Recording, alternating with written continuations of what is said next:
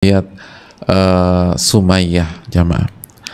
Sumayyah itu radhiyallahu taala anha, fisik boleh lemah, fisik boleh disiksa, tapi iman, oh, beliau adalah ikon wanita-wanita beriman kepada Allah.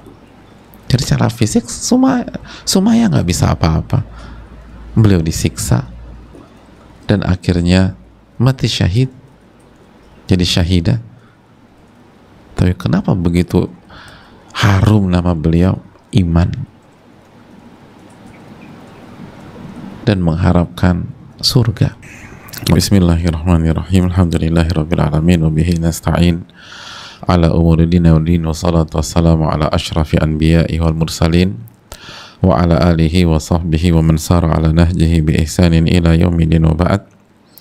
Hadirin yang Allah muliakan, khususnya ibu-ibu, para akhwat dan jamaah laki-laki yang ikut menyaksikan kajian ini, marilah kita membuka majelis ini dengan bersyukur kepada Allah Subhanahu wa taala atas segala nikmat dan karunia yang Allah berikan dan Allah limpahkan kepada kita, sehingga kita bisa berkumpul, kita bisa menuntut ilmu, kita bisa belajar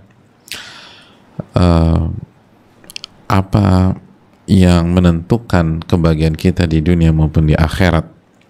Sebagaimana yang disampaikan Al-Imam Asy-Syafi'i rahimahullah, man kana yuridu dunya fa'alaihi bil ilm wa man kana yuridul akhirah fa'alaihi bil ilm. Barang siapa yang ingin dunia maka dia harus tahu ilmunya, dan barang siapa yang ingin akhirat dia pun juga harus tahu ilmunya. Maka bersyukurlah kita bisa berkumpul pada kesempatan kali ini. Selanjutnya salawat dan salam semoga senantiasa tercurahkan kepada junjungan kita Nabi kita Muhammadin sallallahu alaihi wasallam beserta para keluarga, para sahabat dan orang-orang yang istiqomah berjalan di bawah naungan sunnah beliau sampai hari kiamat kelak. Dan jangan lupa untuk meminta ilmu yang bermanfaat. Hadirin sekalian, Allahumma inna nas'aluka ilman nafi'a wa na'udzubika min ilmin la yanfa'. Ya Allah, kami meminta ilmu yang bermanfaat dan kami berlindung dari ilmu yang tidak bermanfaat. Hadirin Allah muliakan, dan marilah perkuat syahadatain kita, iman kita, tauhid kita, dan komitmen kita dalam mengikuti Rasulullah sallallahu alaihi wasallam sebagai uswah hasanah kita dan sebagai nabi dan rasul kita. Dan hadirin Allah muliakan, berbicara tentang Ramadan yang tinggal beberapa jam lagi menyapa kehidupan kita insyaallah ta'ala, tentu saja tidak bisa dilepaskan dengan peran kaum hawa. Tidak bisa dipungkiri bahwa wanita punya peran yang sangat besar di Ramadan.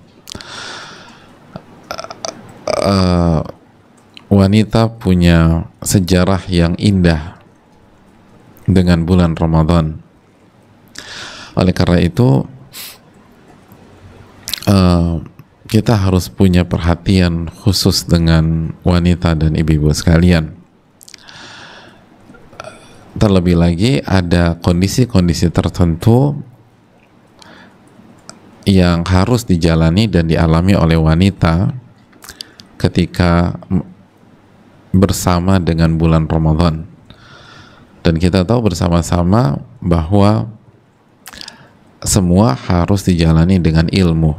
Allah berfirman dalam surat Al-Isra ayat 36, wala taqfu ma laisa laka bihi ilmun. Dan janganlah Anda mengikuti sesuatu yang Anda nggak tahu ilmunya. Anda tidak tahu ilmunya. Dan banyak ibu-ibu atau wanita yang tidak sadar bahwa ada banyak lumbung pahala di Ramadan buat wanita. Ada banyak kesempatan beribadah bagi wanita. Sehingga opini bahwa wanita termarginalkan ya, atau tersisihkan karena sibuk dengan urusan dapur, lalu ribet dengan persiapan sahur, belum lagi ngurusin buka puasa, sehingga ibadahnya nggak maksimal, sehingga pahalanya sedikit, itu perlu kita luruskan. Dan kalaupun ada kasus demikian, harus segera kita perbaiki, karena itu nggak benar. Perempuan itu punya lumbung pahala yang banyak di Ramadan, punya lumbung pahala yang sangat banyak di Ramadan, luar biasa. Dan hadirin Allah muliakan, maka jangan berkecil hati, karena banyak wanita itu merasa Ramadan sebelum ini nggak maksimal. Itu tadi, ya sibuk urusan rumah, sibuk urusan dapur, sibuk belanja, sibuk nemenin anak untuk belajar dari rumah, belum lagi bersih-bersih, dan belum lagi kalau haid atau nifas, sehingga dia nggak bisa berpuasa, dia nggak bisa sholat. Maka itu semakin membuat banyak wanita atau banyak ibu-ibu yang galau dan sedih, dan merasa bahwa peluang untuk mendapatkan pahala, ampunan dosa, dibebaskan dari api neraka, lalu mendapatkan satu malam yang lebih berarti, lebih indah, dan lebih besar pahalanya dibanding 1000 bulan, hanya tinggal angan-angan kosong belaka. Dan sekali lagi itu nggak benar. Dan kalau ada kejadian, sekali lagi harus kita segera perbaiki. Oleh karena itu, pada kesempatan kali ini, dengan segala kekurangan dan keterbatasan kita, kita minta kepada Allah untuk diberikan ilmu yang bermanfaat dan bisa memaksimalkan lumbung-lumbung pahala bagi wanita. Hadirin yang Allah muliakan, ibu-ibu dan para akhwat, para wanita yang semoga dijaga oleh Allah Subhanahu wa taala.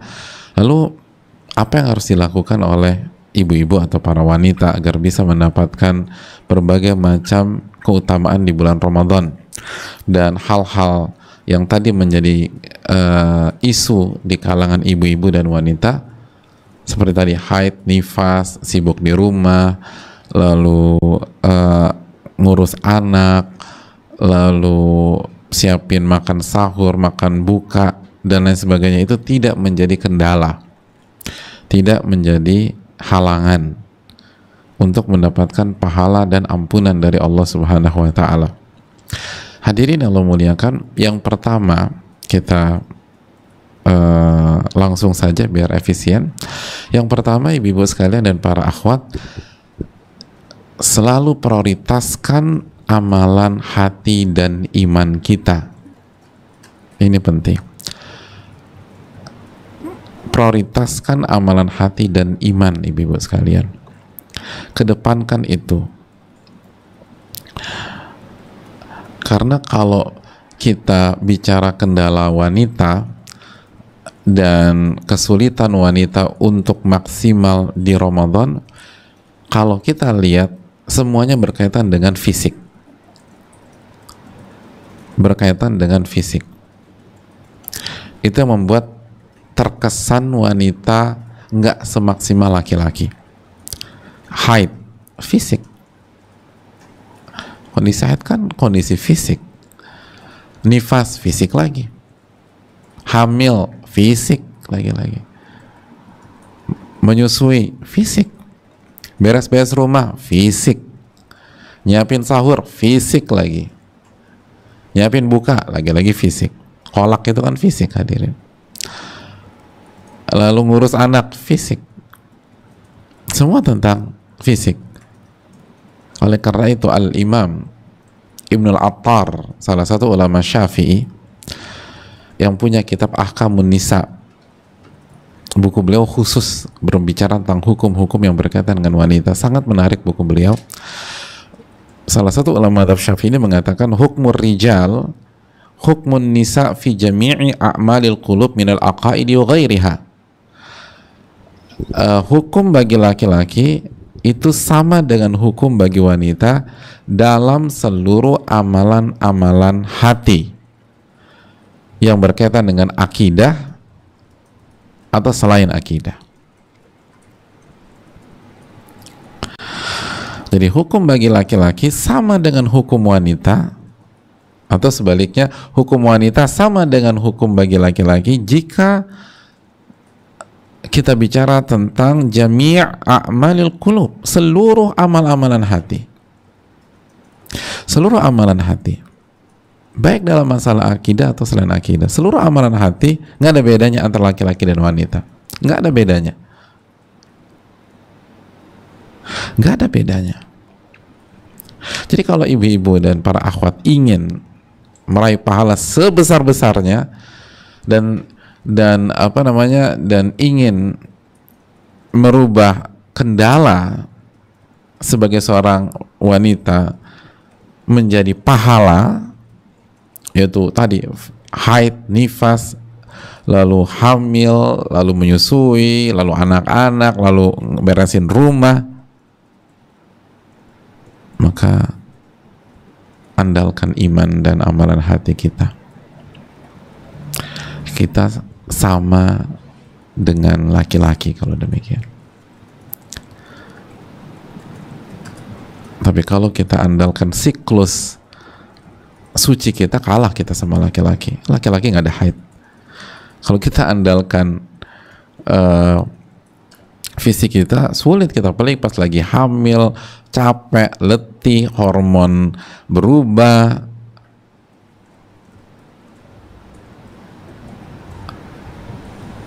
Kalau kita masuk dari kotak anak-anak, kita terus yang disalin sama para suami dan laki-laki. Anak kamu tuh urus, kena lagi kita nih. Padahal ini anak bersama. Emangnya kita Maryam apa? Ngelahirin tanpa ayah? Kan itu ayahnya suami kita. Tapi kalau udah masalah aja, anak lo tuh, anak kamu. Ya, kalau sukses baru diklaim suami, ini baru anak ayah gitu. Kadang-kadang tuh ibu-ibu suka sebel sama suami. Nah, jangan andalkan itu, andalkan iman dan andalkan amalan hati. Dan Allah dan Rasulnya, jamaah sekalian, sangat baik kepada kita. Makanya kita tahu dalam hadis Bukhari, man shoma Ramadan, ketika Allah dan Rasulnya menjelaskan tentang puasa Ramadan, menjelaskan tentang taraweh dan qiyamul lail, menjelaskan tentang mencari Lailatul Qadar. Apa kata Nabi SAW? Man shoma Ramadhana imanan wahtisaban ghufira lahu ma taqaddama min dzambi. Barang siapa yang berpuasa Ramadan karena iman dan karena ihtisab. Ihtisab adalah mengharapkan pahala, gembira, senang, optimis, maka dosa-dosa dia akan diampuni oleh Allah Subhanahu wa Ta'ala. Lihat bagaimana Nabi kita mengaitkan antara puasa yang merupakan amalan zahir dengan iman dan ihtisab yang merupakan amalan hati. Bukan hanya puasa saja, tapi harus ada iman dan ihtisab. Ini menunjukkan amalan hati dan iman itu nggak bisa dipisahkan dengan Ramadan. Ini menunjukkan bahwa iman dan amalan hati adalah primadonanya Ramadan. Karena yang dijanjikan ampunan bukan hanya yang sekedar nggak makan, nggak minum.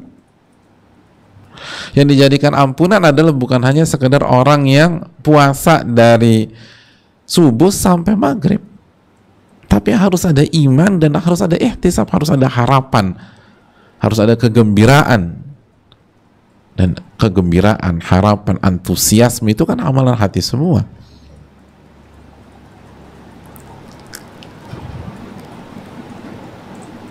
Jadi ketika ibu-ibu atau wanita, para akhwat sekalian, puasa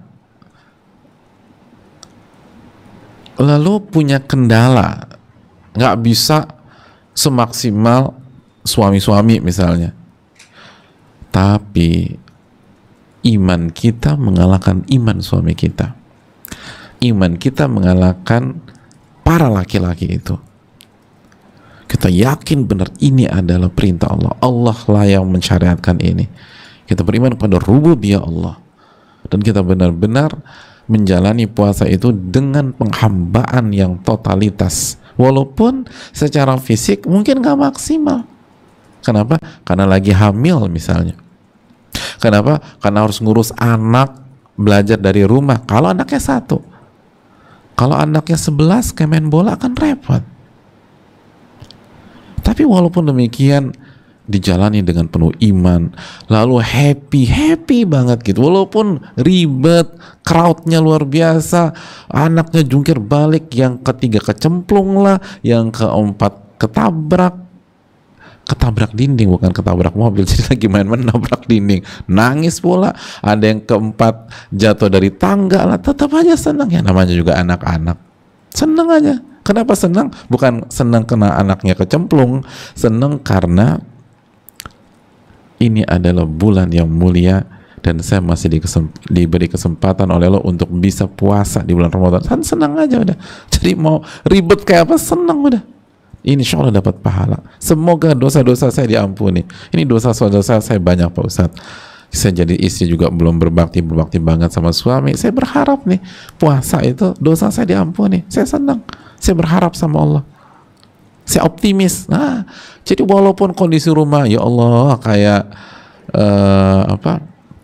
kayak kapal pecah gitu. Kapal pecah aja masih lebih artistik daripada rumah kita. Tapi tetap aja tuh, masya Allah, kita bahagia pelan-pelan. Bukan kapal pecah karena kita malas ya. Udah dibenerin berantakan lagi. Udah diberesin anak ke-10 gerocakin lagi. Udah dipel tiba-tiba setengah jam kemudian anak yang ke-11 buat tuh ruang tamu banjir lagi. Pokoknya nggak karu-karuan. Imanan wahtisaban. Oh ini luar biasa hadirin. Imanan wahtisaban. Karena iman dan ihtisab mengharapkan pahala dari Allah. Lalu juga man qama Ramadan, barang siapa yang qiyamul lail, yang taraweh dengan iman wahtisaban, ghufira lahu ma taqaddama min dzambi. Barang siapa yang qiyamul lail, salat tarawih dengan iman dan ihtisab, maka dosa-dosanya akan diampuni oleh Allah Subhanahu wa taala. Mungkin sebagian ibu-ibu nggak bisa tarawih lama-lama. Kenapa? Aduh, udah nggak kuat Pak Ustadz.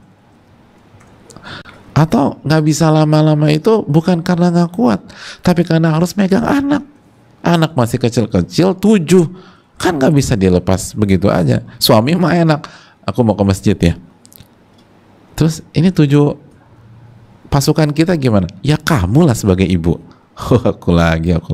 Tapi senang ngarepin pahala. Gitu.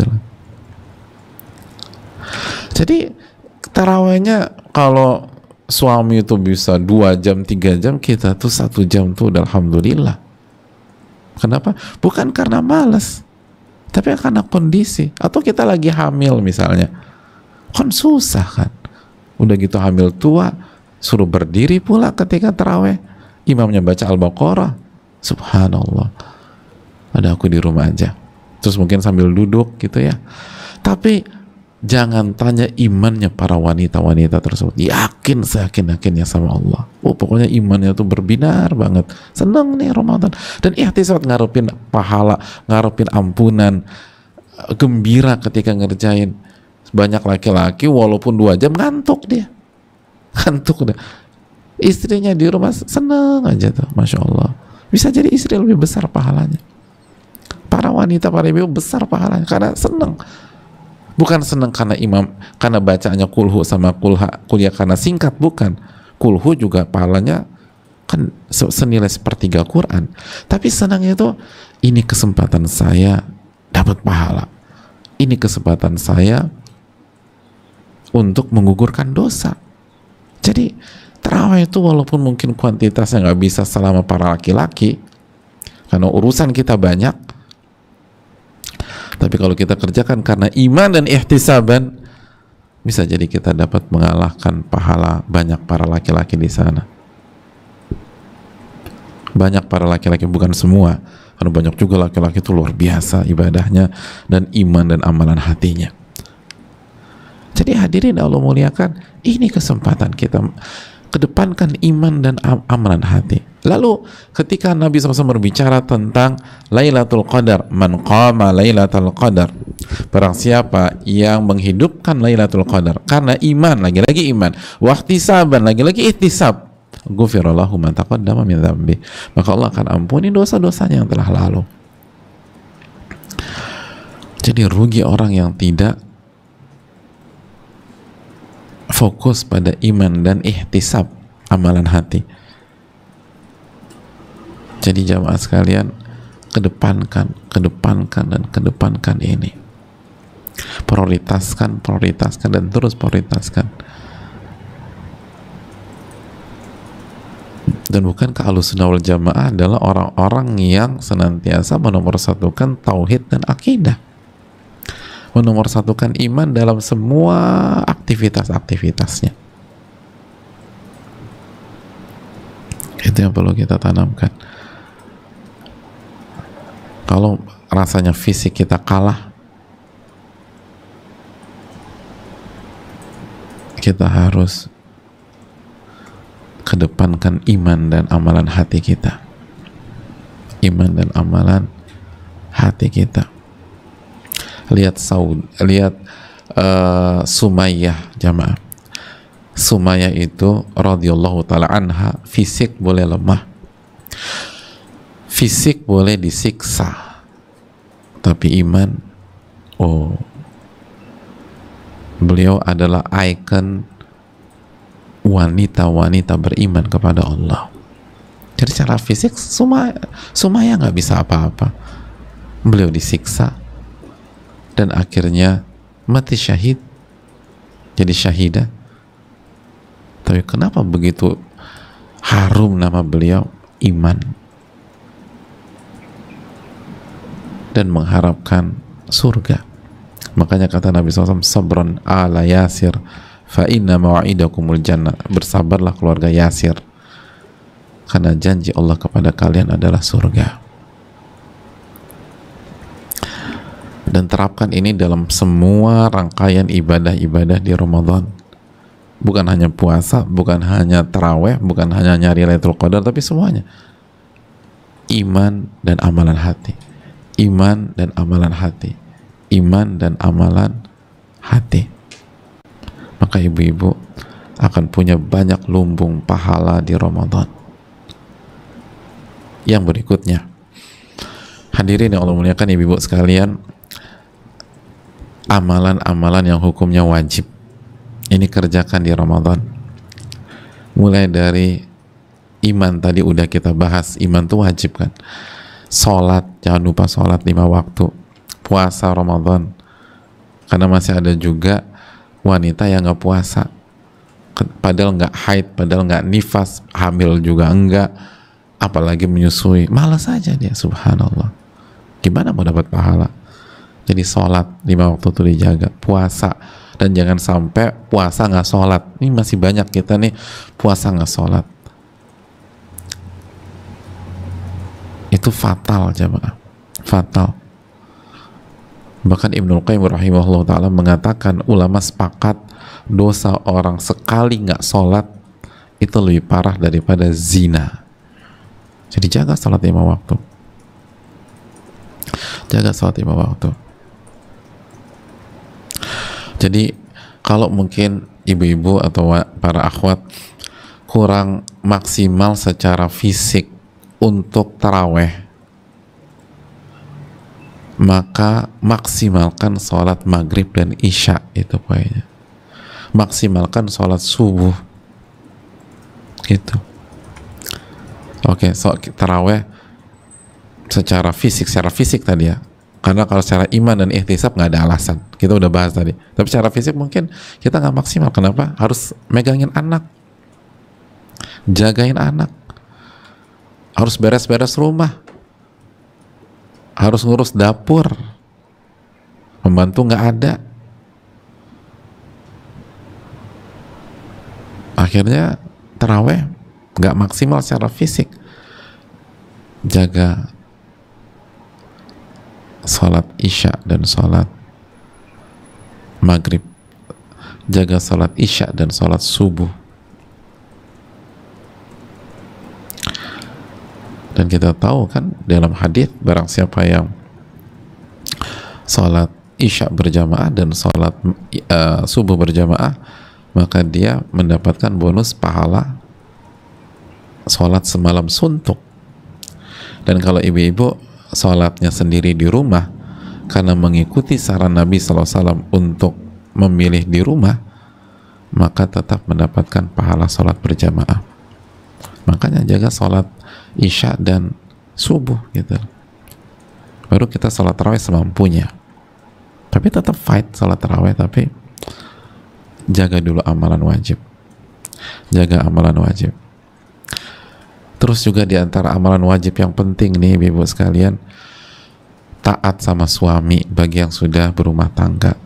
Taat sama suami. Taat sama suami. Itu hal yang penting.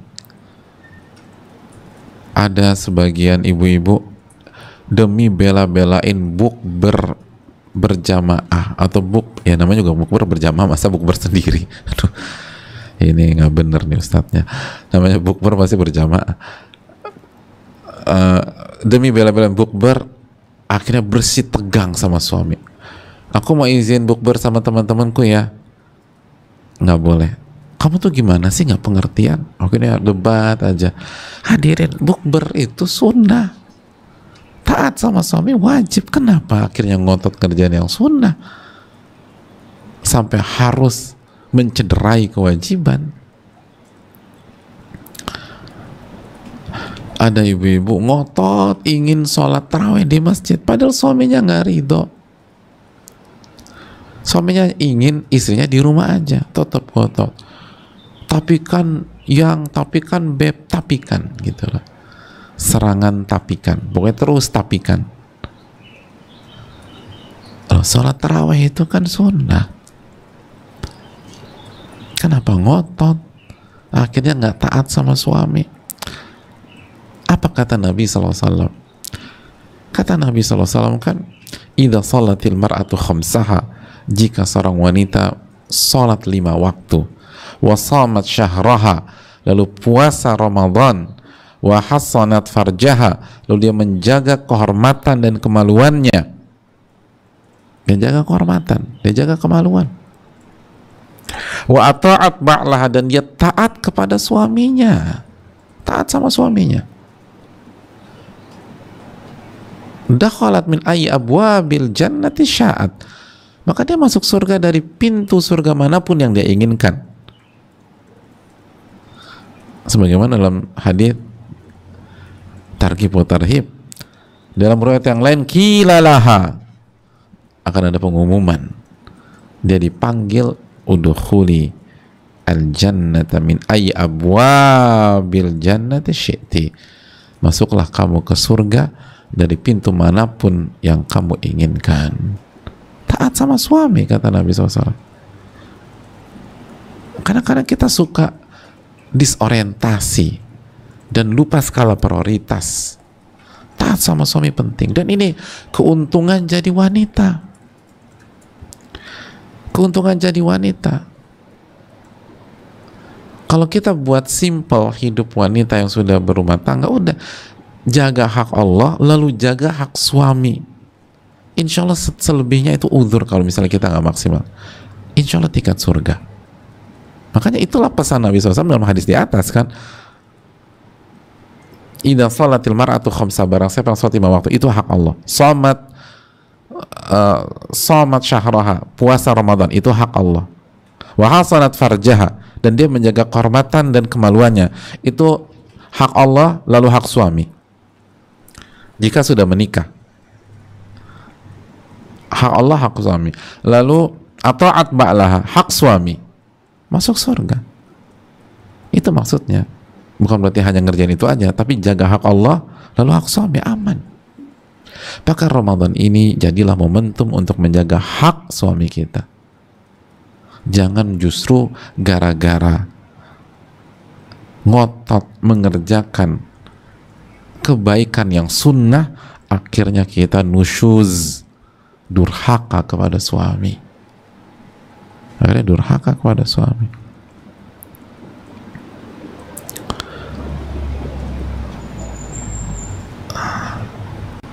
Gara-gara belain iktikaf, nanti akhirnya durhaka sama suami.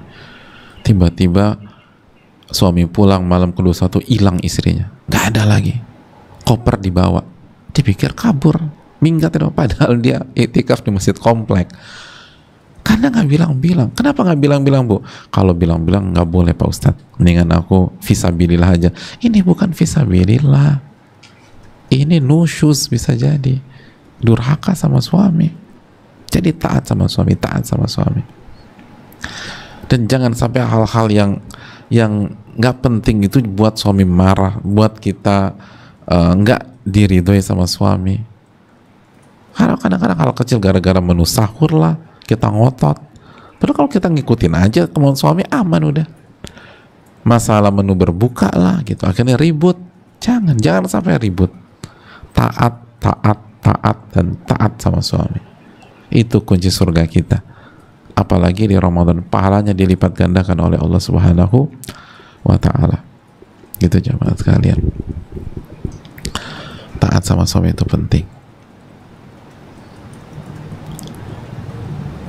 Bagi yang sekarang single nggak ada suami, maksimalkan yang lain.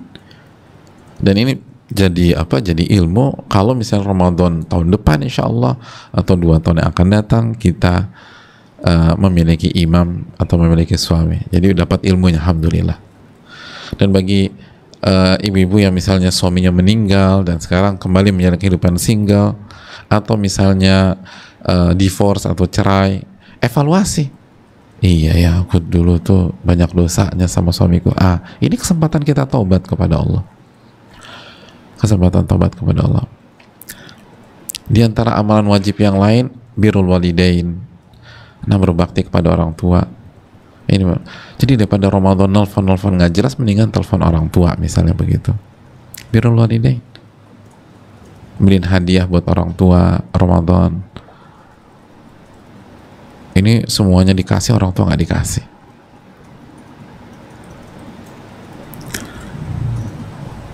Jadi berbakti kepada orang tua itu penting. Allah Ta'ala alam. Kita lanjutkan. Yang ketiga, setelah amalan wajib, agar Ramadan ini kita punya lumbung pahala banyak, ibu-ibu sekalian, jaga lisan dan jaga diri. Jaga lisan, jaga telinga, jaga diri kita. Dari apa? Dari hal-hal yang haram.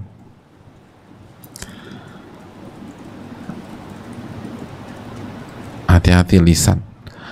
Nabi kita SAW bersabda, man lam yada' qawla zur, man lam yada' qawla zur wal amala bihi. Dalam hadis Bukhari, man lam yada' qawla zur, barang siapa yang tidak meninggalkan ucapan az-zur. Apa maksudnya ucapan zur? Ucapan az-zur itu ucapan yang bohong dan seluruh ucapan yang batil. Dan di antara ucapan batil apa? Gibah, fitnah, namimah, adu domba. Semua batil. Atau ucapan yang kasar, ucapan yang kotor, yang nggak bagus. Itu semua qaul az-zur.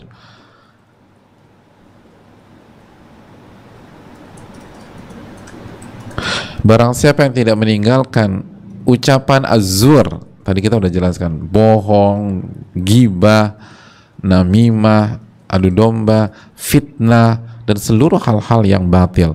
Wal amala bihi, dan perbuatan-perbuatan yang batil tersebut. Wal jahal, dan maksiat, kebodohan, hal-hal bodoh, maksiat.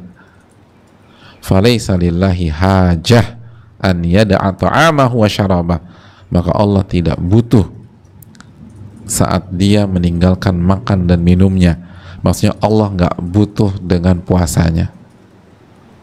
Allah nggak butuh. Dijelaskan oleh para ulama seperti Al-Imam Ibnu Battal, puasanya kalaupun sah nggak diterima sama Allah Subhanahu wa ta'ala. Nah, ini hal penting, dan ini PR besar bagi wanita. Karena salah satu PR besar wanita adalah jaga lisan. Jaga lisan.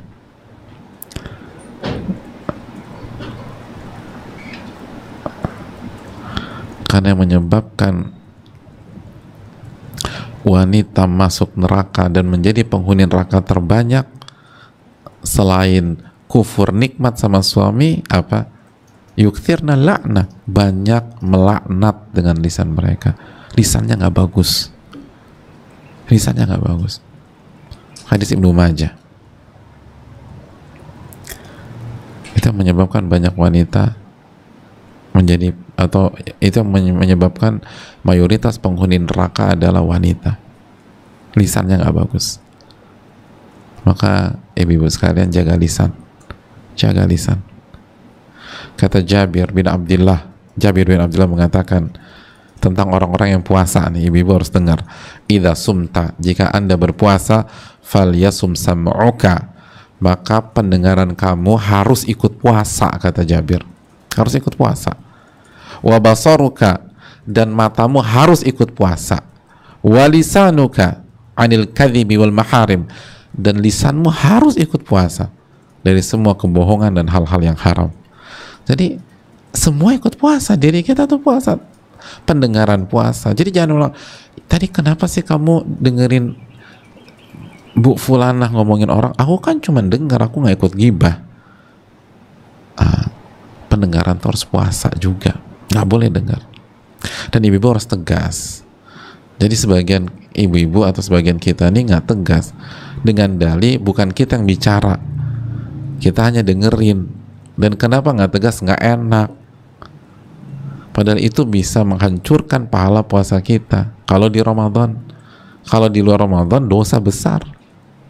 Karena gibah itu butuh pendengar, Bu. Yang namanya gibah itu ada pendengar. Kalau nggak ada pendengar, itu bukan gibah, itu kesurupan. Atau dia agak-agak nggak waras, dia ngomong sendiri. Jadi ini rukun gibah gitu loh, kalau kita pakai bahasa Islam. Harus ada pendengar gibah tuh. Makanya jaga lisan. Makanya apa kata Al-Imam Ibnul Jauzi? Simak baik-baik. Al-Imam Ibnul Jauzi dalam kitabnya At-Tabsirah, beliau mengatakan wala budda min mulazamati samti 'anil kalamil fahish wal ghibah. Orang yang berpuasa itu khususnya dia harus senantiasa diam. Jadi harus latihan diam. Harus sering diam dan selalu diam dari ucapan-ucapan yang fahish, ucapan yang keji, yang buruk, dan dari gibah. Nggak boleh buka mulut untuk gibah. Nggak boleh buka mulut untuk ucapan-ucapan yang buruk. Nggak boleh. Fa innahu ma shama man dhalla ya'kulu luhuman nas. Karena nggak bisa dikatakan puasa orang yang senantiasa memakan daging manusia. Puasa itu menahan diri dari makan dan minum. Gimana bisa dinamakan puasa orang yang makan dan makannya daging manusia pula? Masa bisa dikatakan puasa, kata Ibnul Jauzi rahimahullah. Oh, ini tajam, Bu. Sebagian kita bingung, kok maksudnya apa sih Pak Ustadz? Kok jadi kanibal begitu? Oh, mari kita simak surat Al-Hujurat ayat berapa? Ayat 12 ya. Wala yaghtab ba'dukum ba'dha ayuhibbu ahadukum an ya'kula lahma akhihi maitan fakarihtumuh. Artinya, dan janganlah di antara kalian suka menggunjing satu sama lainnya. Jadi janganlah kalian itu cari-cari kesalahan orang, dan janganlah menggunjing satu dengan yang lain. Jangan kita ngomongin orang lain. Adakah seorang di antara kalian yang suka memakan daging saudaranya yang sudah mati tersebut? Pastilah kalian jijik terhadap itu. Makan bangkai. Ghibah itu makan bangkai. Itulah maksud dari Al-Imam Ibnul Jauzi rahimahullah. Bagaimana bisa dikatakan berpuasa orang yang suka makan bangkai manusia ketika puasa?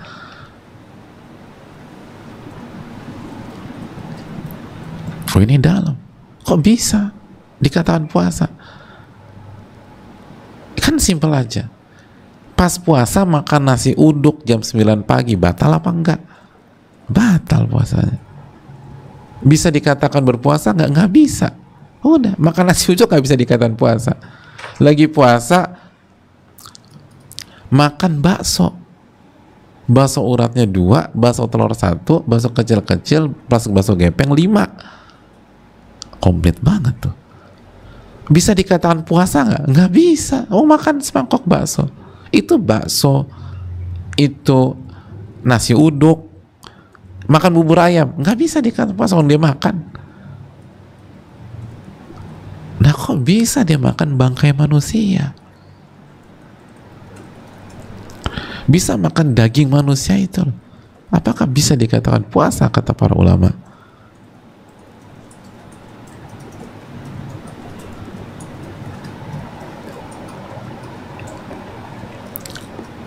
Walaupun perlu kita ketahui, mayoritas ulama mengatakan orang yang ghibah puasanya sah, tapi bisa jadi tidak mendapatkan pahala apapun.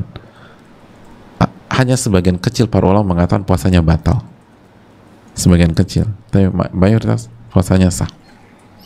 Tapi itu tadi, kok bisa Anda tegas mengatakan tidak pada ketoprak, tapi kenapa kita nggak tegas mengatakan tidak pada bangkai dan daging manusia?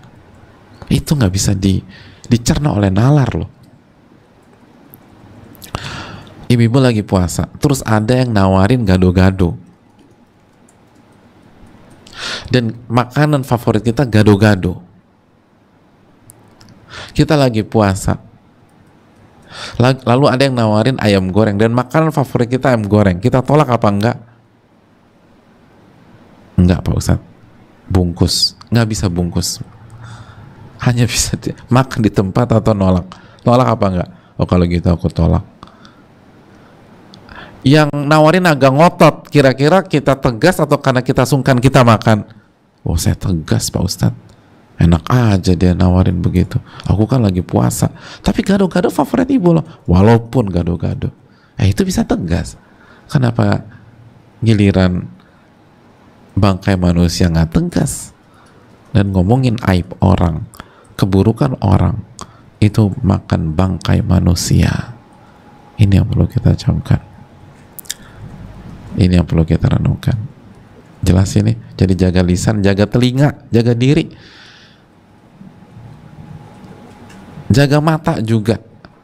Kadang-kadang kita nggak ghibah, tapi kita baca berita tentang aib orang. Kita baca tentang gosip lah, tentang inilah, atau kita nonton. Jangan. Daripada itu mendingan baca Quran, hadir. Daripada itu mendingan tadi telepon orang tua. Daripada gitu mendingan ikut kajian atau dengerin kajian.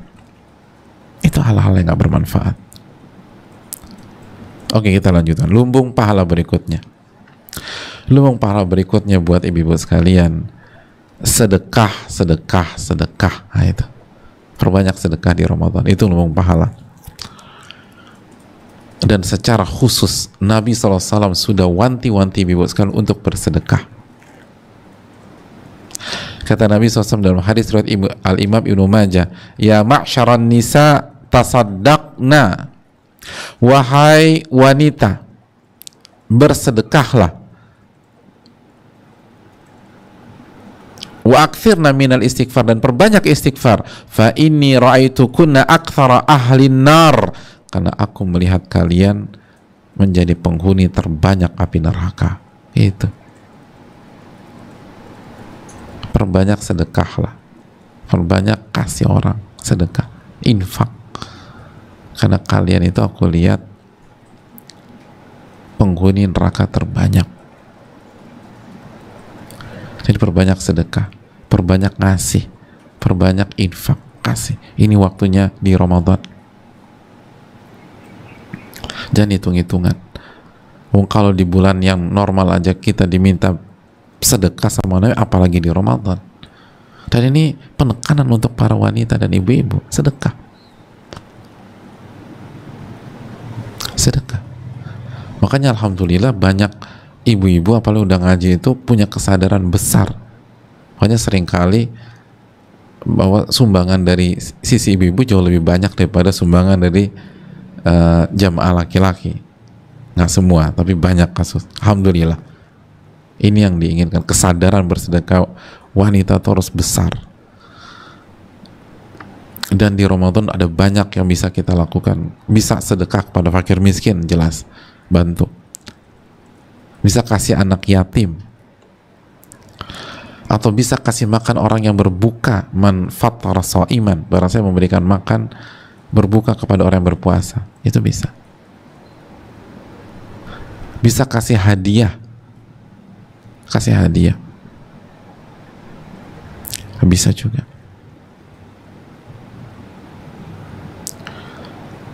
Saya mau kasih hadiah sama teman saya, itu kasih.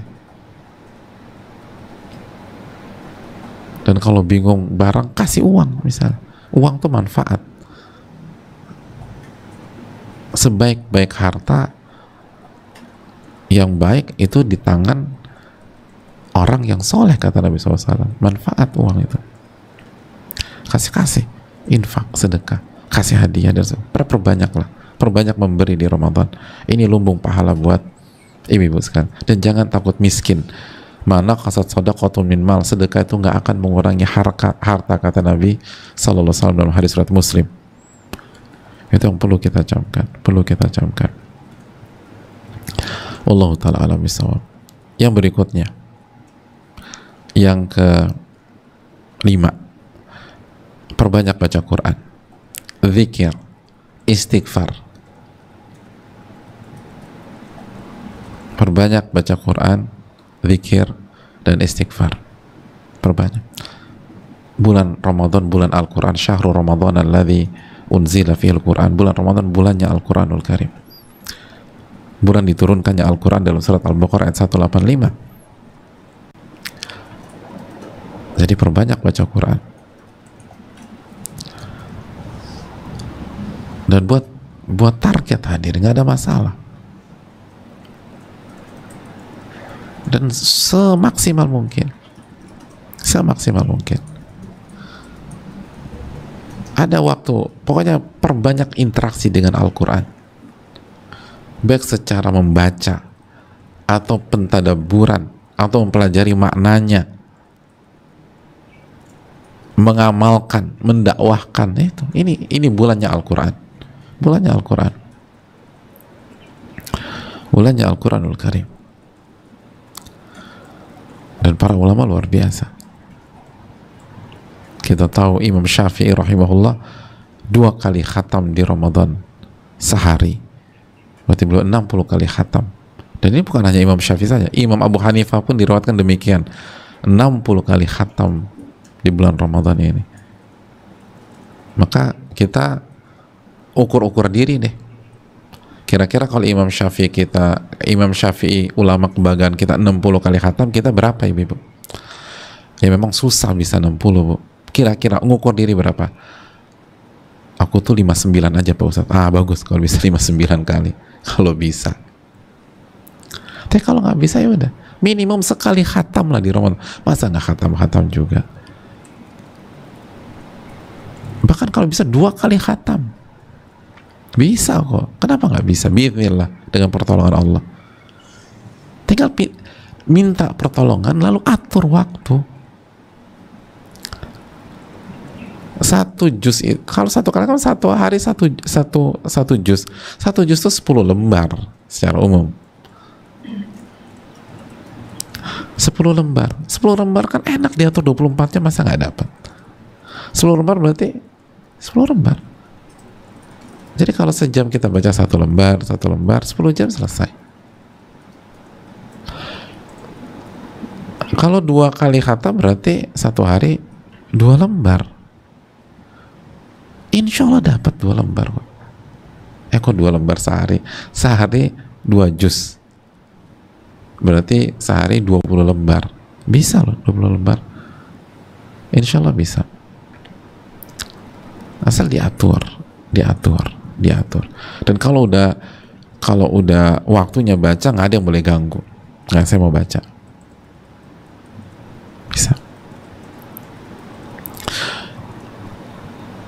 Ada yang bertanya, Ustadz, mana yang lebih afdal? Baca sebanyak-banyak sehingga khatam atau baca dengan pentadaburan? Kata Syekh Sulaiman Ar-Ruhaili, ibu-ibu dan jamaah sekalian, punya dua sesi aja. Sesi membaca Al-Quran dan sesi mentadaburi. Sesi baca tafsir misalnya. Dan sesi baca tafsir itu nggak usah muluk-muluk. Kita bisa mentadaburi satu ayat sehari aja, itu luar biasa loh. Satu ayat sehari kita baca tafsir, kita renungkan, terus korelasinya dalam kehidupan kita, lalu kita amalkan, itu satu hari satu ayat, itu luar biasa. Kan mentadaburi, kalau cuman tahu sih lebih mudah, tapi mentadaburi lalu berusaha diamalkan kan susah, diresapi dalam diri gitu loh. Kita baca alhamdulillahirabbil alamin, terus kita renungkan apa itu alhamdu, pujian yang lahir dari rasa cinta, terus tanya, saya ini udah cinta sama Allah atau belum ya, kan gitu. Itu baru alhamdu aja. Rabbil alamin, apa arti Rabb? Itu luar biasa loh. Jadi dibagi waktu aja, waktu baca Quran, udah baca Quran sebanyak-banyaknya, lalu ada waktu untuk mentadaburi, baca Quran. Terus juga perbanyak zikir ibu-ibu di Ramadan, perbanyak zikir. Makanya itu rumah berantakan, rumah kayak kapal pecah, kita harus sapu lagi, diberantakan lagi, kita harus bersihin lagi. Akan sia-sia kalau kita nyapu sambil ngedumel. Tapi kalau nyapu sambil baca tasbih, nyapu sambil bertahmid, alhamdulillah, nyapu sambil baca subhanallah walhamdulillah wala ilaha illallah wallahu akbar, nyapu sambil bersalawat, Allahumma sholli ala Muhammad wa ala ali Muhammad, terus itu kan lumbung pahala. Nyapu sambil beristighfar, ingat tadi apa permintaan Nabi SAW kepada ibu-ibu sekalian, ya ma'syaran nisa, wahai para wanita, bersedekahlah dan perbanyaklah istighfar. Itu wanita terus perbanyak istighfar. Tadi hadis Ibnu Majah, karena aku melihat kalian menjadi ahli penghuni neraka terbanyak nanti. Perbanyak istighfar. Di dapur istighfar, nyuci piring istighfar, nyiapin makanan buka istighfar, nyiapin sahur istighfar.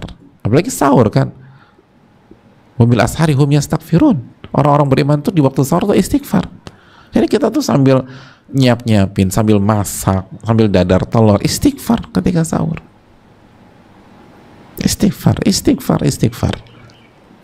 Itu lumbung pahala. Kita ini ngelepasin banyak waktu, banyak menit, banyak jam percuma. Padahal kalau kita bisa sambil membasahi lisan kita dengan istighfar, dengan zikir, itu luar biasa. Itu luar biasa. Wallahu ta'ala a'lam bishawab. Yang berikutnya, jaga salat-salat sunnah. Jaga salat-salat sunnah juga. Salat rawatib, salat duha, salat sunnah wudhu. Habis wudhu, salat sunnah 2 rakaat. Terus tentu saja primadonanya Ramadan, salat taraweh. Salat taraweh. Dan kalau salat taraweh nggak bisa panjang-panjang, tadi kedepankan iman dan ihtisab. Jadi pas sholat tarawih tuh seneng aja kita tuh, senang, alhamdulillah bisa sholat tarawih lagi. Allah kasih kesempatan bisa sholat tarawih di tahun ini. Nggak semua orang bisa Allah kasih kesempatan sholat tarawih. Sholat tarawih jaga. Jangan sampai ada satu malam yang kita lalui tanpa sholat tarawih. Kecuali kalau kita haid, kecuali kalau kita nifas. Allahu ta'ala alam bishawab.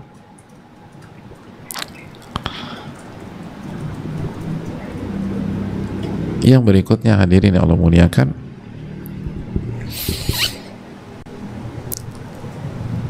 ini juga perlu kita tekankan, dan sebenarnya bisa masuk di sebelumnya. Lumbung pahala wanita di Ramadan adalah ngurus dan didik anak dan jaga rumah. Itu juga lumbung pahala. Dan ini bisa dimasukkan ke kewajiban tadi. Jadi karena tadi belum disebutkan, kita sebutkan. Karena Nabi mengatakan sallallahu alaihi wasallam, wal mar'atu ra'iyatun wa mas'ulatun an baiti zawjiha wa auladih. Istri itu pemimpin, penanggung jawab. Dalam hal apa? Dalam dua hal. Anak-anak, atau dalam dua hal. Yang pertama rumah, dan yang kedua anak-anak. Jadi jangan berdalih Ramadan, jangan berdalih karena taraweh rumahnya berantakan. Jangan, beresin rumah. Itu ditanya sama Allah. Allah tanya nanti. Dan pahala besar. Lihat, mainkan atau tanamkan iman, niat. Kenapa kita beresin rumah? Karena Allah akan tanya saya, dan ini tanggung jawab saya, tanggung jawab. Dan anak-anak diurus. Jangan karena ngejar-ngejar khataman, dan itu sunnah, akhirnya anak-anak terbengkalai. Anak-anak terbengkalai. Anak-anak diurus, anak-anak dididik. Tapi yang perlu kita ingat, sekali lagi, ngurus anak, didik anak, dan urusan rumah jangan berlebih-lebihan. Seringkali sebagian ibu-ibu terpancing, akhirnya waktu habis cuma untuk ngurusin rumah, terpancing. Apalagi kalau mendekati lebaran, khususnya dalam kondisi normal, ibu-ibu kan terpancing untuk mempercantik rumahnya, mengkinclongkan rumahnya untuk open house nanti ketika lebaran. Akhirnya nggak baca Quran, akhirnya nggak taraweh, sibuk aja beres-beres. Jangan berlebih-lebihan. Udah cukup seadanya aja. Nggak usah semua direnov segala macam. Sampai tukang masih harus kerja di malam takbiran demi agar lebarannya bisa open house dan bangga gitu ngeliat rumahnya oke. Udah, jangan kesana lah, sayang gitu loh. Jadi jaga aja, tapi jangan berlebih-lebihan. Anak-anak juga jangan diturutin semuanya. Didik dan urus, bukan diikutin seluruh keinginan anak. Akhirnya kita nggak bisa ngapa-ngapain. Dan edukasi anak biar untuk beribadah di bulan Ramadan ini, itu hal yang penting. Wallahu ta'ala alam bisawab. Iya, terakhir, dua dari terakhir, ada dua kondisi yang menjadi kekhususan para wanita dan ibu-ibu. Yang pertama adalah ketika haid dan nifas.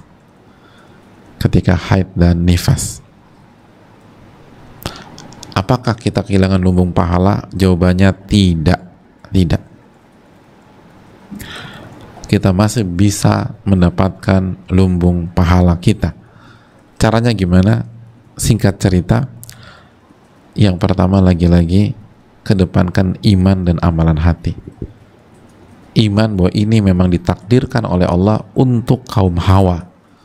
Ini memang Allah takdirkan untuk wanita. Berimanlah dengan rububiyah Allah Subhanahu wa taala. Iman itu pahalanya paling besar, jamaah. Jadi jangan sedih, jangan kesal. Artinya sedih itu, kesal sama takdir itu jangan.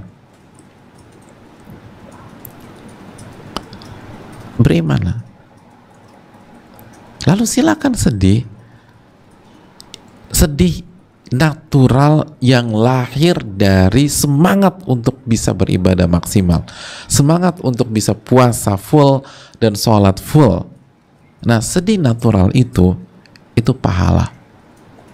Bukankah sebagian para sahabat yang tidak bisa ikut perang Tabuk bersama Nabi karena nggak punya uang, itu sedih, hazanan kata Allah, sedih. Dan hadis ini sudah kita bahas di Riyadhus Shalihin. Sedih karena nggak bisa ikut karena alasan syar'i. Sedih. Sama seperti wanita nggak bisa sholat taraweh, nggak bisa sholat, nggak bisa puasa, ada rasa sedih. Dan itu karena alasan syar'i. Maka apa kata Nabi SAW tentang sahabat-sahabat yang tidak ikut perang Tabuk? Kata Nabi SAW, tidaklah Anda melakukan perjalanan ini atau melewati sebuah lembah kecuali mereka mendapatkan pahala kalian semua. Habasahumul udhru, karena mereka tidak ikut berjuang karena alasan syar'i. Jadi nggak ikut beramal karena alasan syar'i, itu membuat seseorang mendapatkan pahalanya, mendapatkan pahala, dapat pahala. Dan apabila ibu-ibu sekalian, atau ada di antara ibu-ibu yang kalau haid itu kemana-mana, sakitnya luar biasa, nanti nyerang kepala, nyerang perut, maka ingat sabda Nabi SAW yang kita bahas dalam Riyadhus Shalihin, idza maridul abdu au safar kutiba lahu mithlu ma kana ya'malu muqiman sahiha. Jika seorang hamba sakit atau safar, maka dia tetap mendapatkan pahala amalan yang dia kerjakan atau yang biasa dia kerjakan ketika dia sedang mukim atau sedang sehat. Ada banyak wanita ketika haid sakitnya luar biasa, akhirnya nggak bisa baca Quran aja nggak bisa, zikir aja susah banget, zikir, ikut kajian nggak bisa. Nah, dia tetap dapat pahala. Terus dia sedih gitu, aduh aku nggak bisa. Sedih yang natural itu, bukan sedih karena menolak takdir atau nggak terima sama takdir, tapi sedih spontanitas karena ingin beribadah, itu dapat pahala. Jadi amalan iman dan amalan yang kedua bagi wanita haid dan nifas, dia harus ingat terus apa arti ibadah. Ibadah itu menjalankan perintah dengan ikhlas dan menjauhi larangan. Maka jangan berpikir ibadah hanya menjalankan perintah, karena ibadah itu menjalankan perintah dan menjauhi dan meninggalkan larangan. Sekarang saya mau tanya, ketika wanita haid, ada larangan nggak dari Allah? Ada. Apa larangannya? Larangan sholat dan larangan puasa. Maka kata para ulama, pada saat seorang wanita tidak berpuasa karena taat kepada larangan Allah, karena mencari ridho Allah, lalu dia tidak sholat karena taat kepada Allah dan mencari ridho Allah, maka pada saat dia tidak sholat dan pada saat dia tidak puasa, dia sedang beribadah kepada Allah Subhanahu wa ta'ala. Allahu Akbar. Maka pada saat wanita haid tidak sholat asar hari ini, dia sedang beribadah kepada Allah. Jika dia niat karena Allah, taat sama larangan Allah. Begitu hadirin yang Allah muliakan. Makanya sebagian ulama ketika membahas tentang apakah wanita haid boleh meminum obat penunda haid, apakah wanita boleh meminum obat sehingga dia tidak haid di Ramadan, sehingga haidnya tertunda? Kata para ulama seperti Syekh Satri, sebagian ulama seperti Syekh Satri, jawabannya boleh jika tidak ada efek samping dan tidak membahayakan diri dia. Tapi kata Syekh Satri, untuk apa dia minum obat tersebut? Untuk apa dia minum? Karena hasilnya sama aja. Maksudnya, iya. Kenapa dia mau minum obat tersebut? Agar bisa beribadah. Ketahuilah, ketika wanita tidak sholat karena menjauhi larangan, taat sama Allah, ketika Allah larang, maka itu pun ibadah. Maka nggak ada bedanya. Jadi kalau kita bisa simpulkan, pada saat wanita suci lalu dia sholat dan puasa Ramadan, maka dia beribadah dari pintu atau dari sisi menjalankan kewajiban dan perintah. Jadi dia beribadah dari sisi menjalankan perintah. Dan pada saat dia haid dan dia tidak sholat, dia tidak puasa Ramadan karena taat kepada Allah, maka dia beribadah kepada Allah dari sisi yang lain, yaitu meninggalkan yang dilarang. Sama-sama ibadah, cuman beda kotak saja. Kotak yang pertama menjalankan perintah, kotak yang kedua meninggalkan larangan. Sama-sama ibadah. Makanya kata Syekh Sastri, salah satu pakar fikih papan atas dunia hari ini, boleh, tapi buat apa? Kan tujuannya untuk ibadah kan? Ini ibadah juga. Yang jadi masalah banyak wanita karena tidak tahu ilmunya, dia tidak merasa dia sedang beribadah kepada Allah, padahal itu ibadah kepada Allah. Dan sebaliknya, kalau dia ngotot untuk sholat dan puasa, dosa dia, dan sholat puasanya nggak sah karena dia melanggar larangan. Wallahu ta'ala alam bisawab. Yang ketiga buat wanita haid dan nifas, kerjakan ibadah-ibadah lain yang diperbolehkan seperti zikir, istighfar, baca Al-Quran.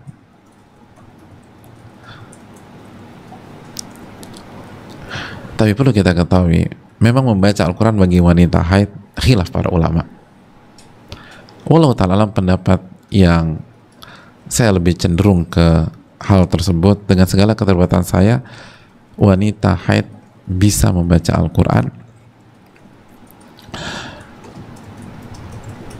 tapi hindari sentuhan langsung agar keluar dari khilaf.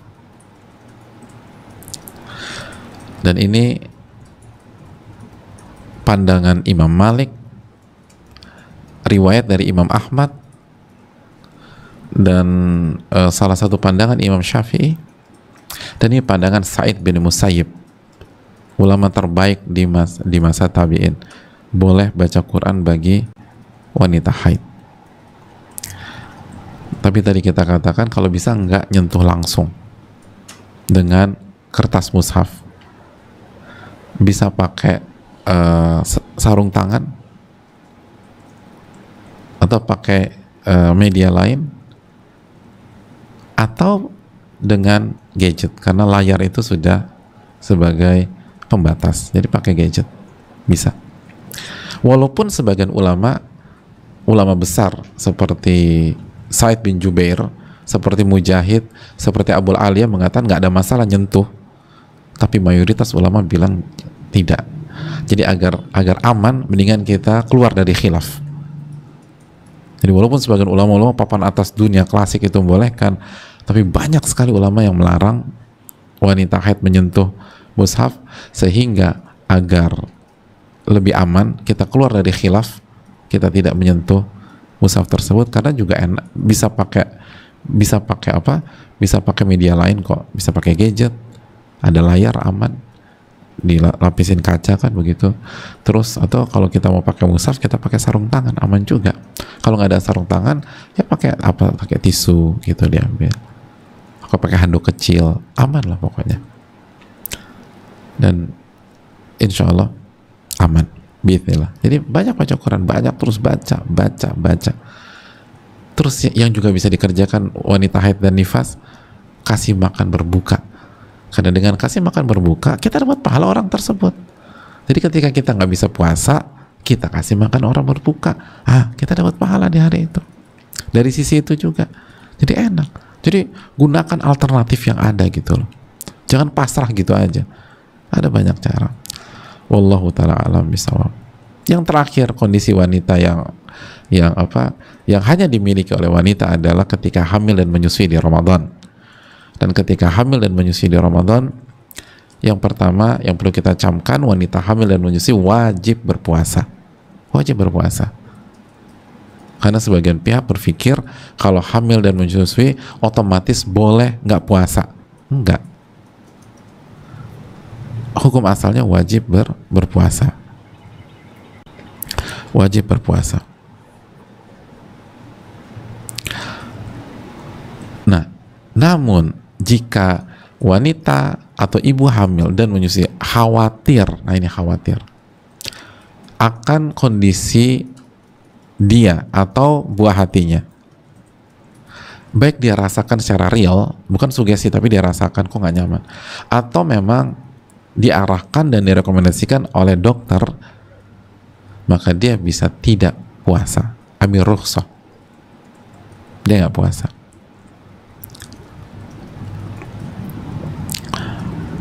Lalu apa yang harus dia lakukan? Terjadi khilaf para ulama. Khilafnya pelik. Setidaknya ada 3 pandangan. Yang pertama qadha saja, yang kedua fidyah saja, kasih makan orang 1 fakir miskin untuk 1 hari, yang ketiga qadha dan fidyah dengan perincian. Kita nggak bahas ini secara detail, tapi intinya wallahu ta'ala bisawab, khilaf ini kuat ya, khilaf ini sangat kuat, khususnya antara yang qadha dan yang fidyah. Dengan keterbatasan ilmu saya sampai detik ini, saya lebih cenderung ke fatwanya Abdullah bin Abbas, yaitu cukup dengan fidyah, walaupun khilaf kuat dan mungkin kita akan dengar pandangan yang berbeda dari guru kita atau ustadz kita yang lain. Wallahu ta'ala, itu keterbatasan saya. Seperti qadha, diantaranya diriwayatkan fatwanya Ali bin Abi Thalib dan lain sebagainya. Jadi pandangan kuat, dan bukan saatnya kita bahas ini secara detail. Ini kesimpulan saja agar kita bisa menjalankan di atas ilmu dan pandangan para ulama. Lalu kalau kita nggak berpuasa, maksimalkan dengan yang lain, baca Quran, sama berzikir, sholat kita masih bisa, jangan lupa sholat, dan juga kasih makan orang yang berbuka, biar kita dapat pahalanya juga. Kalau kita khawatir dan akhirnya kita nggak puasa, kasih makan orang berbuka, kita dapat pahala orang tersebut. Dan satu lagi yang paling penting, bahwa ini jika ibu menyusui tidak dalam kondisi nifas. Tapi kalau seorang wanita memiliki 2 keadaan, nifas dan menyusui, maka dia wajib tidak puasa, nggak boleh puasa. Nifas nggak boleh puasa, dan nanti dia mengqadha. Jadi pembahasan kita tadi itu jika tidak ada nifas. Kalau dia nifas, kan ibu menyusui kan seringkali ada memiliki 2 keadaan, menyusui dan nifas. Kalau nifas, maka hukumnya sama dengan haid, dia harus mengqadha. Wallahu ta'ala bisawab, ini bisa disampaikan, semoga bermanfaat. Cukup panjang, tapi semoga Allah memberikan keberkahan kepada kita, dan semoga Allah Subhanahu wa taala memberikan taufik kepada kita. Kesimpulannya adalah lumbung pahala buat wanita sangat banyak, diantaranya kedepankan iman dan amalan hati, lalu prioritasan amalan wajib, sholat, puasa, taat suami, terus didik anak, jangan lupa tadi kita masukkan, dan juga tanggung jawab pada rumah kita, itu tanggung jawab wanita rumah. Berbakti pada orang tua juga masuk, itu yang kedua. Yang ketiga, jaga lisan dan diri dari hal-hal yang haram, hati-hati ghibah, ibu-ibu sekalian. Lalu yang keempat, sedekah. Lalu yang kelima, baca Quran, zikir, istighfar. Lalu yang keenam, jaga sholat sunnah, khususnya taraweh. Tadi kita masukkan juga anak dan rumah ke hal yang wajib tadi. Lalu yang keenam, ada 2 kondisi khusus. Yang pertama haid dan nifas, dan yang kedua hamil dan menyusui. Ini yang bisa disampaikan. Jazakallahu khairan. Kita buka sedikit waktu untuk sesi tanya jawab.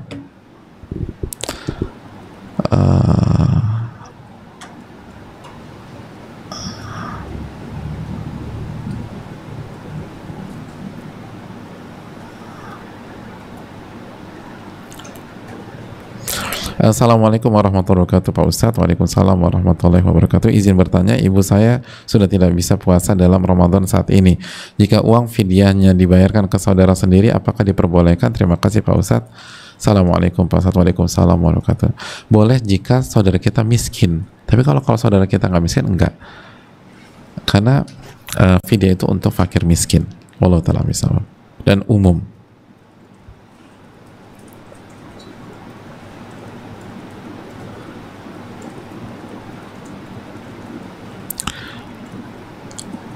Assalamualaikum warahmatullahi wabarakatuh. Waalaikumsalam warahmatullahi wabarakatuh. Semoga Ustadz dimudahkan di dalam menjawab pertanyaan ini, dan saya dimudahkan Allah dalam mengamalkan jawabannya tersebut. Amin ya rabbal alamin. Dan semoga Ustadz, tim panitia kajian selalu dalam ketaatan kepada Allah dan selalu dalam lindungan Allah. Amin ya rabbal alamin. Izin bertanya, Kalau kita sudah sholat taraweh, harus sholat tahajud di sepertiga malamnya. Apakah ada batasan waktu untuk sholat taraweh, atau bolehkah sholat taraweh 4 rakaat setelah isya, sisanya 4 rakaat plus witir di sepertiga malam? Mohon penjelasannya Ustaz. Jazakallahu khairan, barakallahu fiik.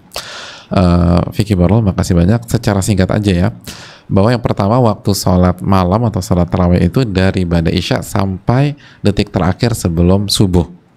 Itu bebas, kita mau kerjakan kapan aja bisa.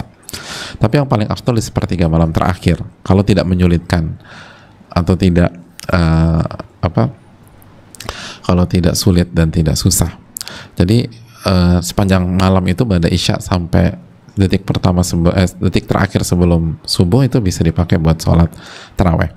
Terus berikutnya, apakah kalau kita sudah sholat taraweh harus sholat tahajud sepertiga malamnya? Tidak. Bahkan sholat taraweh pun juga tidak wajib. Semuanya masuk kategori sunnah. Tapi kalau kita terbangun lalu kita bisa, maka bagus banget gitu loh.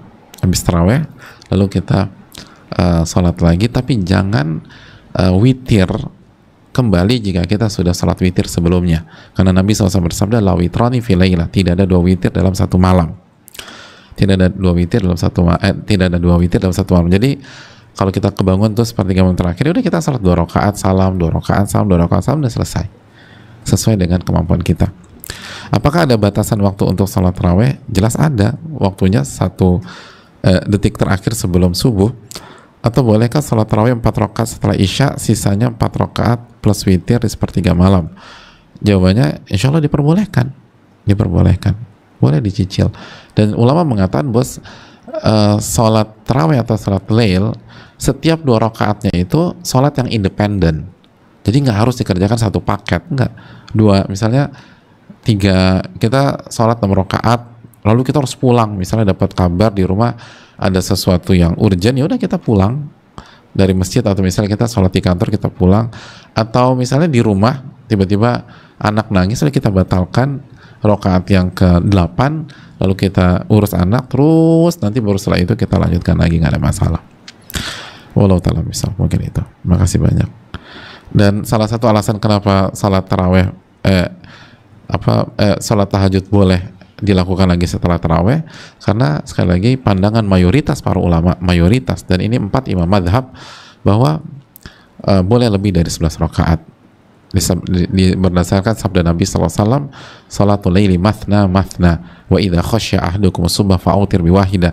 Salat lail itu atau salat tarawih itu 2 rakaat salam, 2 rakaat salam, 2 rakaat salam. Kalau salah seorang dari kalian khawatir masuk waktu subuh, maka tutup dengan 1 witir. Jadi 2 rakaat salam, 2 rakaat salam, 2 rakaat salam, dan Nabi tidak sebutkan batasan dari sisi rakaat. Nabi hanya menjelaskan batasannya kalau khawatir waktu subuh. Jadi ke waktu, bukan ke jumlah rakaat. Wallahu ta'ala bishawab.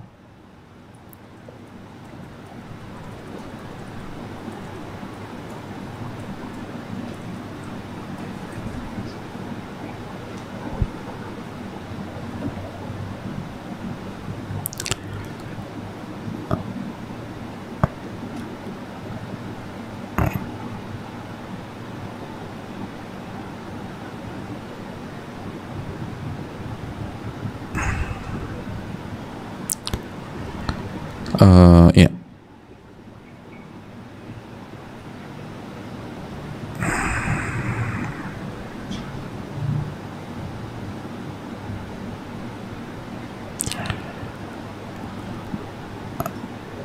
Pertanyaan.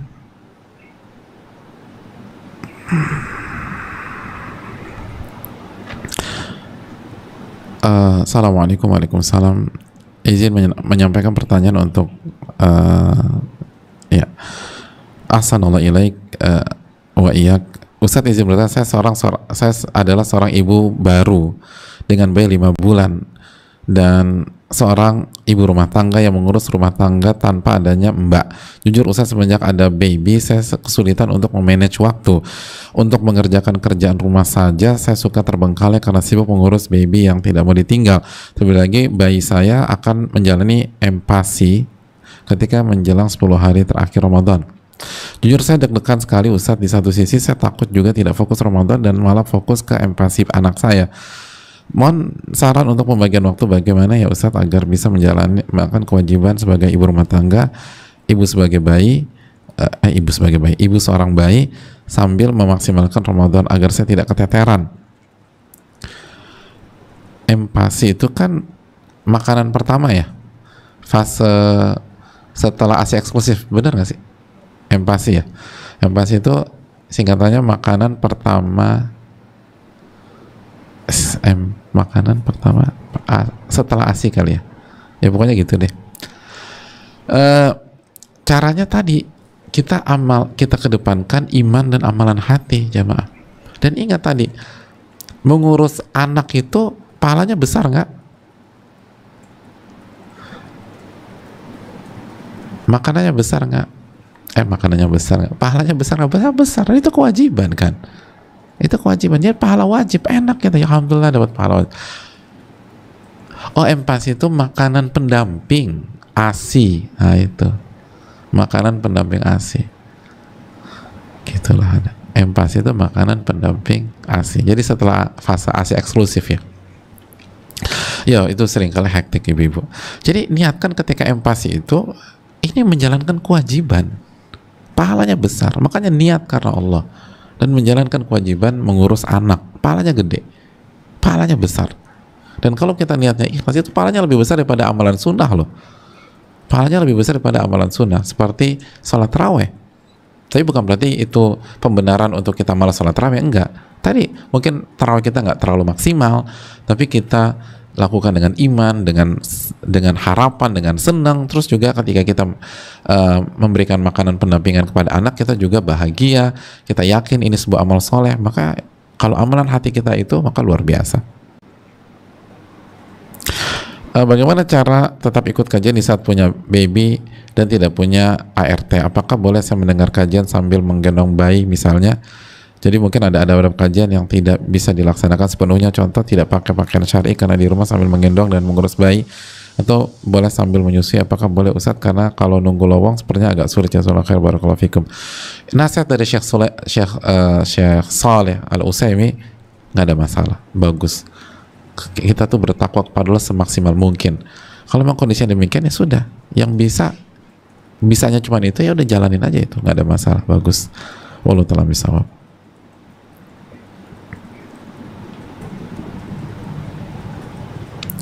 Assalamualaikum warahmatullahi wabarakatuh. Waalaikumsalam warahmatullahi wabarakatuh. Barakallahu fiik Ustadz, fiikum barakallah.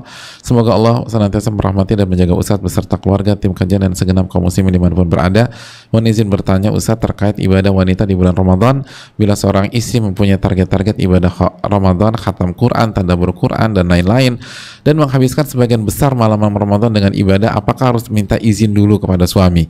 Misalnya suami ngajak berbincang, mengajak tidur lebih awal, tapi istri memilih menuntaskan bacaan Al-Qurannya, apakah berdosa? Syukran Ustaz, jazakallahu khairan, barakallahu fikum. Intinya bahwa yang harus izin suami adalah amalan-amalan sunnah yang jika kita kerjakan itu bisa mengambil waktu suami atau mengganggu hak suami terhadap diri kita. Seperti misalnya apa? Puasa sunnah. Kalau kita puasa kan ada hak suami di sana. Kalau suami membutuhkan kita atau menginginkan kita nggak bisa, itu harus izin. Tapi kalau ibadah wajib nggak pakai izin. Aku boleh sholat zuhur nggak? Ya harus sholat zuhur mbak, bukan izin suami gitu loh. Jadi itu tadi. Nah konteksnya ini, misalnya suami mengajak berbincang, mengajak tidur lebih awal, tapi istri memilih menuntaskan bacaan Al-Quran, apakah berdosa? Ya kalau begini harus izin suami, karena hak suami ditemenin misalnya. Jadi kalau suami minta tidur lebih cepat, lalu kita pengen baca Quran, minta izin dulu, boleh nggak saya baca Quran terlebih dahulu? Atau misalnya win-win gitu, win-win. Kita temenin suami sampai beliau tidur, baru kita baca Quran gitu. Tapi yang jadi masalah beliau tidur kita ikutan tidur gitu loh. Itu kalau bisa gitu tuh lebih bagus. Tapi minta izin pokoknya oke ya. Jadi misalnya aku penuhi hak kamu, Udah pokoknya nggak akan ganggu sampai suami nyaman tidur, udah bisa itu kita baca Quran lagi. Kalau bisa gitu itu lebih afdal. Allah taala alam.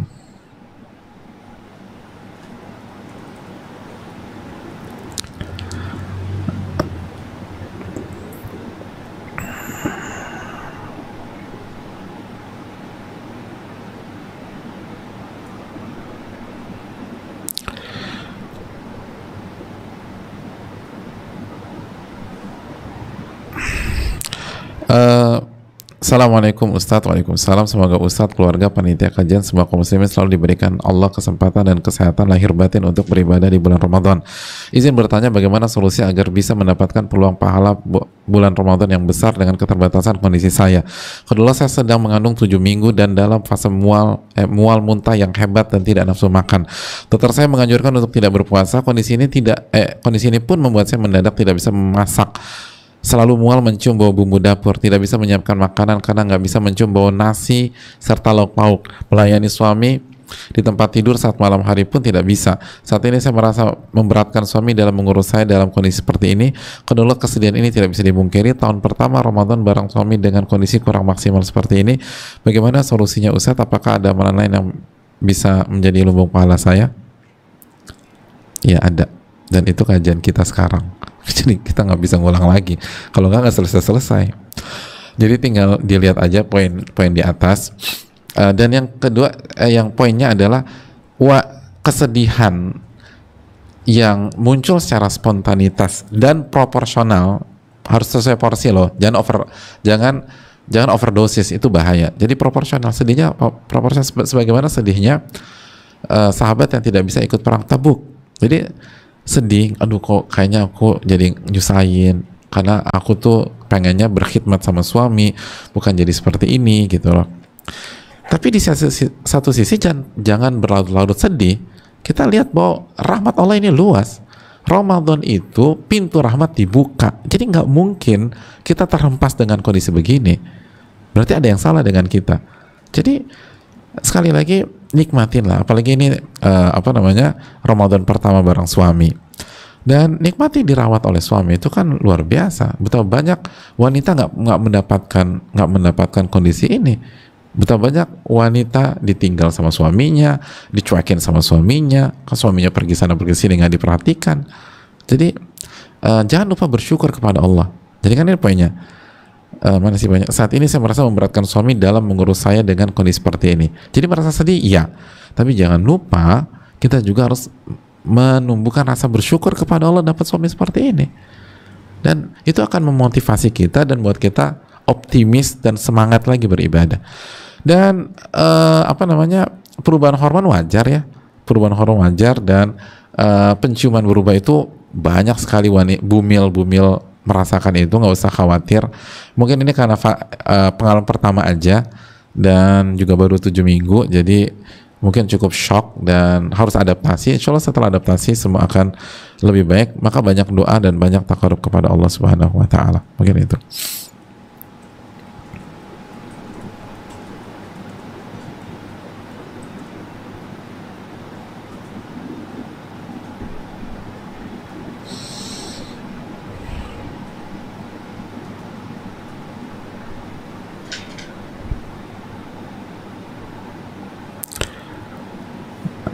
Ya, Assalamualaikum Ustaz. Waalaikumsalam. Izin bertanya, jika seorang ibu tidak puasa Ramadan karena menyusui, maka akan membayar fidyah dan mengganti puasa di hari lain. Jika di antara hari-hari itu si ibu datang bulan, apakah berarti yang dibayar fidyah selain hari-hari datang bulan itu saja? Syukran, jazakallahu wabarakallahu fikum. Terima kasih. Yang pertama, kalau saya ditanya sampai detik ini, saya lebih cenderung ke pandangan yang cukup fidyah. Hanya saja kalau jamaah atau ibu yang bertanya lebih mengikuti pandangan ulama yang membayar fidyah plus puasa, maka itu hak masyarakat umum yang mengikuti ulama kita. Jadi nggak ada masalah. Jadi kalau memang pandangan yang dikuatkan adalah pandangan itu, ya udah, karena pandangan itu juga kuat dan ada ulama klasik yang merojikan itu. Dan ini adab dalam masalah khilaf. Makanya Syekh Satri pernah ditanya tentang salah satu pakar ulama fikih besar, pernah ditanya tentang sebuah masalah fikih, kalau nggak salah tentang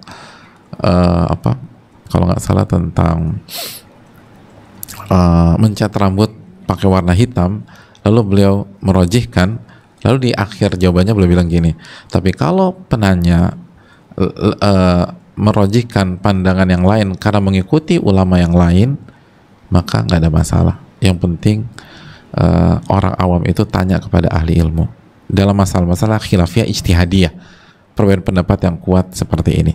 Nah, kita lanjutkan. Jika di antara hari-hari itu si ibu datang bulan di hari-hari Ramadan ya, apakah berarti yang dibayar fidyah selain hari-hari datang bulan tersebut? Iya benar, datang bulan harus qadha, jelas. Jadi fidyah itu di luar mens, di luar datang bulan. Kalau datang bulan atau nifas, maka jelas langsung qadha, nggak ada pembicaraan fidyah. Karena yang dilihat itu bukan kondisi menyusuinya, yang dilihat adalah kondisi mens atau datang bulannya, mens atau nifasnya. Wallahu ta'ala alam. Ya, saya rasa cukup, sudah jam segini. Makasih banyak, semoga bermanfaat. Dan tunggu sebentar.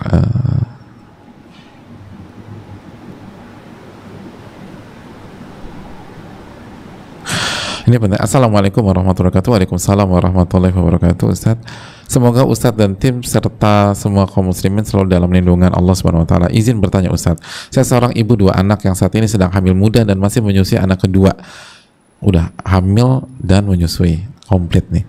Kemarin saat ikut webinar kesehatan puasa untuk ibu hamil di Muhajir Project, saya ceritakan kondisi saya dan disarankan tidak berpuasa. Namun insya Allah besok saya tetap berusaha untuk berpuasa. Kalau misal memang setelah dicoba nanti saya tidak bisa berpuasa, mohon nasihat Ustadz agar saya bisa tetap mendapatkan banyak pahala di bulan Ramadan walaupun nanti tidak bisa berpuasa. Jazakallahu khair wa barakallahu fikum Ustadz. Ya, makasih. Tadi kita katakan kasih makan orang berbuka, lalu kerjakan semua amal ibadah yang lain, zikir, baca Quran, lalu banyak sholat sunnah dan lain sebagainya. Dan dalam kasus ini yang penting, ketika misalnya dokter bilang disarankan untuk tidak berpuasa, apakah kita harus ngikutin saran dokter tersebut? Walau ta'ala misawab, jika kita merasa baik-baik saja dan kita yang paling tahu diri kita dalam case seperti ini ya, ini kan kondisi yang dimana kita bisa ngerasain langsung. Ini bukan seperti penyakit-penyakit yang silent killer gitu loh, tapi ini kondisi yang kita bisa ngerasain sound, kayaknya oke nih gitu loh, kayaknya bisa nih. Tapi jadi kalau kita, apalagi kita punya pengalaman, mungkin kan ini udah 2 anak dan ini hamil ketiga, jadi berbekal pengalaman lalu keyakinan itu penting banget. Terus juga kita tahu diri kita tahu kondisi kita. Dan tadi juga dan beliau juga sampaikan mau coba, dan kalau ternyata nggak bisa akan berbuka, jadi nggak akan ada pakai mazhab maksa, maka bagus gitu loh, nggak masalah.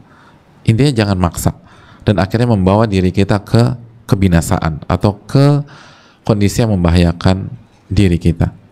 Jadi silakan aja, kalau kita yakin ya dan kita tahu kondisi kita, lalu tawakal sama Allah, insya Allah Allah kasih kekuatan. Dan kalau misalnya ternyata ada kondisi yang membuat kita menurun, silakan batalkan. Ya, makasih banyak atas atensi dan semoga Allah memberikan taufik kepada kita, dan jangan lengah, tetap minta agar kita dipertemukan di bulan Ramadan tahun ini, jamaah sekalian. Allah membalikkan Ramadan, dan semoga Allah Subhanahu wa taala memberikan taufik kepada kita untuk bisa beramal di bulan Ramadan kali ini, dan selamat menjalankan ibadah Ramadan jika hilal terlihat di sore hari ini, dan kalau tidak terlihat berarti insya Allah besok malam kita mulai tarawih. Ini yang bisa disampaikan, semoga bermanfaat. Subhanakallahumma wa bihamdika la ilaha illa anta astaghfiruka wa atubu ilaik. Rabbana taqabbal minna. Assalamualaikum warahmatullahi wabarakatuh.